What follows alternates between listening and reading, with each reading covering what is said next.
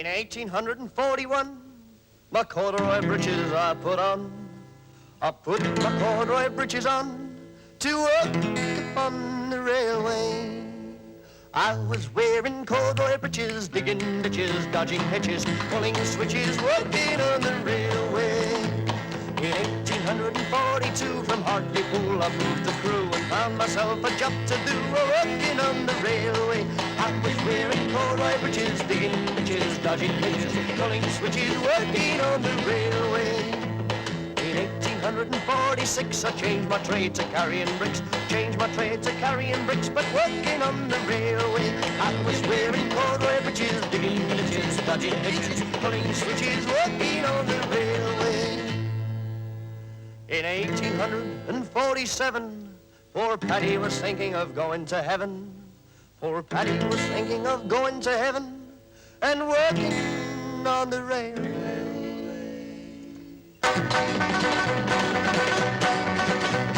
I was wearing corduroy breeches, digging ditches, dodging hedges, pulling switches, working on the railway. Yes, I was wearing corduroy breeches, digging ditches, dodging hedges, pulling switches, working on the railway. Oh! You frightened the life out of me. I thought it was a foreman. What am I talking about? No, this is a smoke box, you see, and when I used to work on the railway, we used to kip in these. He could never find us. Now, the song we've just sang, the boys and myself, was an old railway song. Of course, we've jazzed it up a bit from the way they used to sing it, but it's more or less the same idea. Now, we're filming in the Museum of British Transport at Clapham in London. It's a wonderful place, and it's packed solid with old steam engines and trams and coaches and everything. Anything to do with transport for the last 200 years. If you really look around this museum, you can find out the whole history of railways, even back to the time when there weren't any. Look at this. This is England 150 years ago. Travelling was a bit on the dodgy side, as you can see. You never know. Any minute a highwayman would come out and stick you up. Money all your life, mate.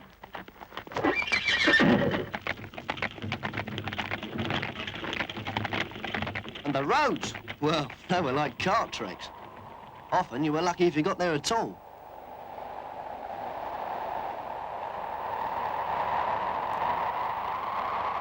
Heavy goods, like rice pudding, coal, had to be carried in wagons running on rails. Now, these were pulled by horses, but new machines were soon going to change all that. And by 1809, someone had managed to build a steam engine on wheels. This was called the Catch Me Who Can, and it ran in London, round and round a track. But it only pulled a single carriage, and it was more like a toy than an engine.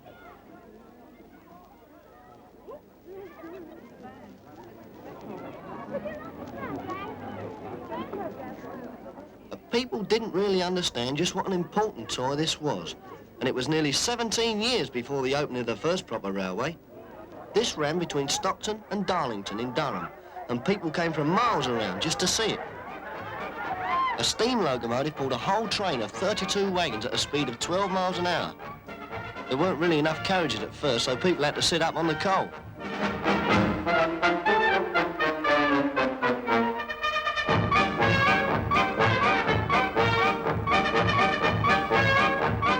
A mining engineer, George Stephenson, built this railway, and being a go-ahead sort of bloke, he was soon planning another one between Liverpool and Manchester. To find the best locomotive for the job, they held a competition. Some designers offered very funny entries, but they didn't stand a chance because, as you've probably guessed, the winner was the famous rocket built by Robert Stephenson. That's George's son. He was a go-ahead bloke and all.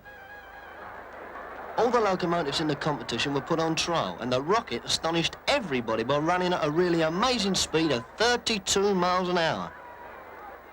When the railway was finished, they had an opening ceremony with the Duke of Wellington riding on the first train. He wouldn't ride up on the coal.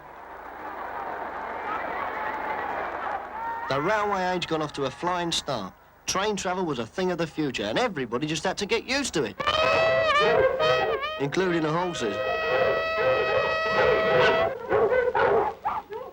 Then the activity started. Thousands of workmen were building railway lines, tunnels and bridges. And as they worked, they made up railway songs. Something like this. In 1841, my corduroy breeches I put on. I put my corduroy breeches on to work upon the railway.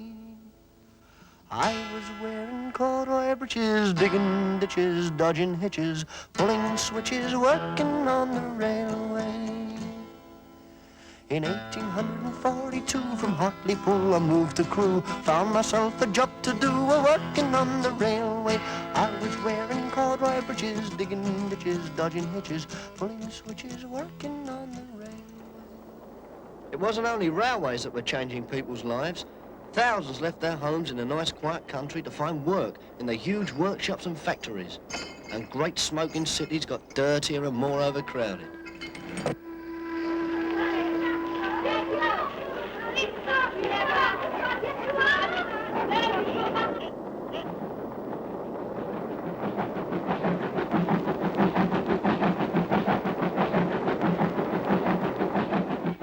On the train, some passengers had to travel in open wagons, just like the coal trucks on the first railway. It was a bit better if you could afford a bit more. At least you got a roof over your head. But even the first class was cramped, especially as the ladies wore big skirts and the men wore top hats. Even the signalman wore his top hat. When Queen Victoria and her family and guests went by train, they had a royal coach, all their very own. In 1851, there was a great exhibition in London. It was held in a wonderful building in Hyde Park, all made of glass and held up with iron girders. The Crystal Palace.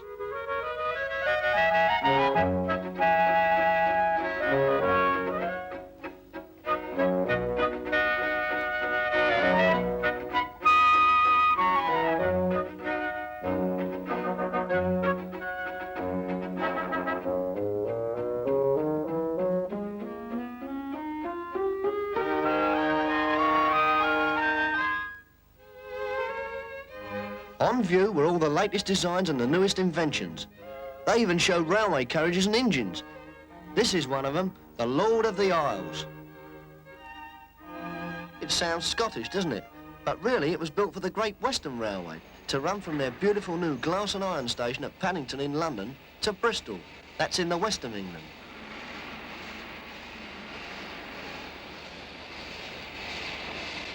The designer of the station and of the railway also built a great steamship, the biggest in the world. It was called the Great Eastern. There's the designer in the middle. What a name, Isambard Kingdom Brunel.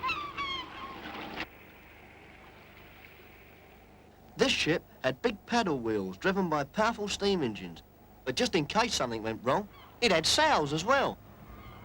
Inside, it was like a big Victorian hotel floating on the Atlantic Ocean. And people thought it was too big to be affected by a storm. But oh boy, were they wrong.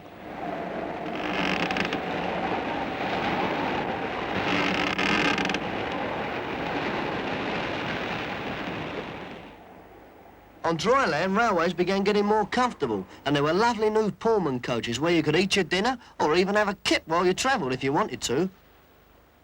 And trains were faster as well, because signals were faster. You see, the electric telegraph had been invented. No more men with flags and top hats. Electricity was speeding everything up. By now, there had been another wonderful invention, moving pictures. This film was taken at Hyde Park Corner in London in 1899.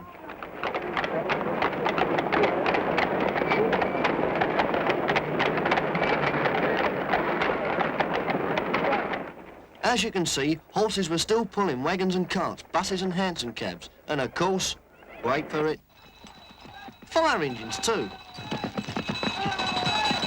Here, I'm glad my house ain't alight. They'd never get there in that.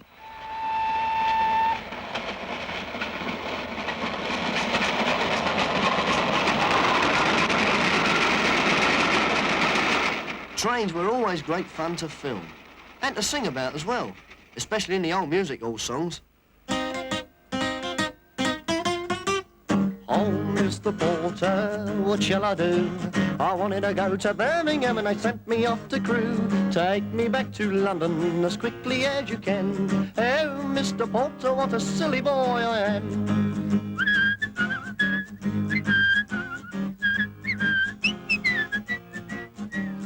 Take me back to London as quickly as you can. Oh, Mr. Porter, what a silly boy I am. If you didn't go by a train, there was the new horseless carriage. Everybody made fun of the first cars. But in America, the Wright brothers had built what they called the heavier-than-air machine, and they made the very first flight.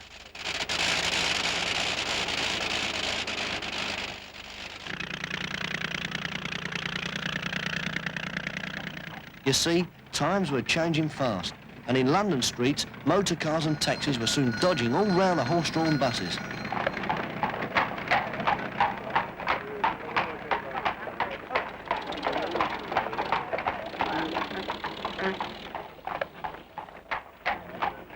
Then in 1914 came the First World War. Men went off to fight, but the people left behind had to manage somehow, and the railways, well, they had to be kept running.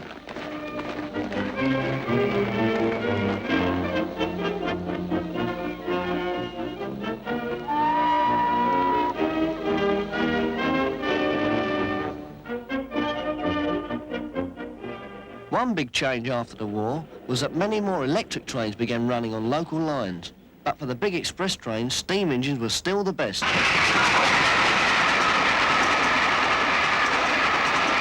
The Cheltenham Flyer.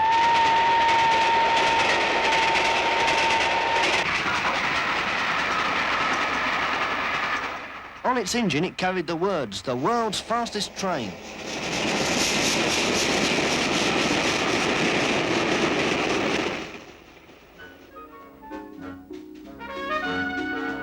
The railway companies in different parts of Britain all tried to have the best service and the fastest trains. In some luxury expresses, there was even a barber shop. Here, watch it, mate. You'll cut his fruit. Then something new appeared. It looked a bit like a spaceship that had wandered on a local railway line. But in fact, it was a strong hint of what was coming. A diesel rail car.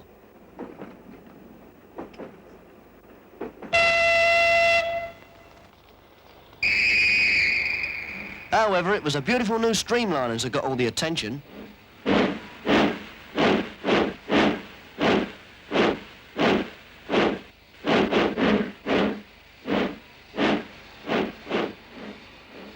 In 1935, to mark the Jubilee of King George V, a new train, the Silver Jubilee Express, flashed along at 112 miles an hour.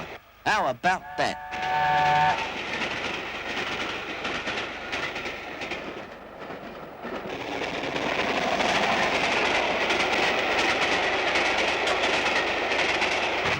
And the coronation of King George VI brought in another terrific streamliner, the Coronation Scot.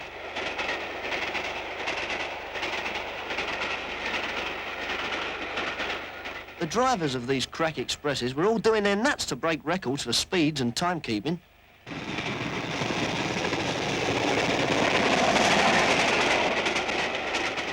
Then in 1939 came the Second World War. Some people will never learn.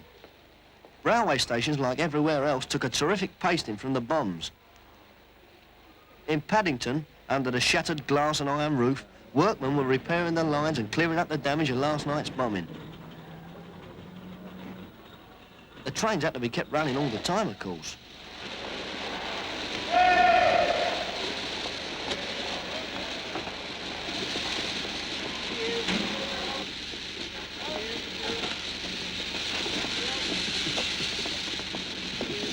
After the war, the railways began to have a new look and a new noise. The diesel was taking over.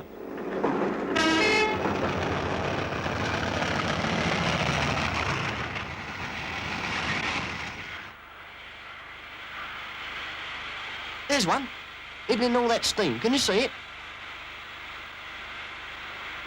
Soon you'll be seeing a lot more because only diesels and electric locos are being built now in railway workshops. And one by one, all the old steam engines are going to the graveyard.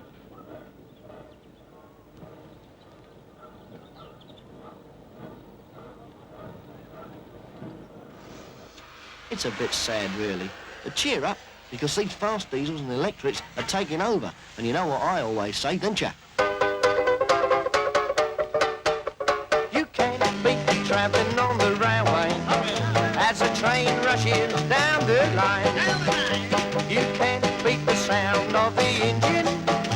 It beats a steady time. You can keep your bikes, you can keep your cars, or rockets that take you up to Mars. Oh, you can't beat travelling on the railway. Oh, you can't beat the good old train ride. You can't beat the life on the railway.